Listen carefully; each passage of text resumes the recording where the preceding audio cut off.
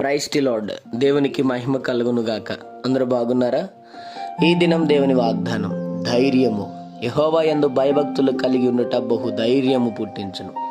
సామెతల గ్రంథము 14వ అధ్యాయం 26వ వచనం. అవును, ధైర్యంగా ఉండు. ఏ విషయాన్ని బట్టి భయపడద్దు. ఎందుకో తెలుసా? నీ పక్షముగా ఉన్న దేవుడు రోషము కలిగిన గొప్పవాడు. ఏ విషయాన్ని బట్టి భయపడడానికి పిరికి గల ఆత్మ నీకు ఇవ్వలేదు.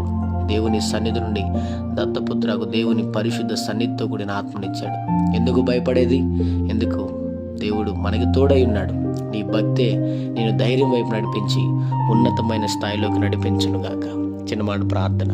ప్రేమ కనికరం గల మా తండ్రి, నీకు వందనాలు.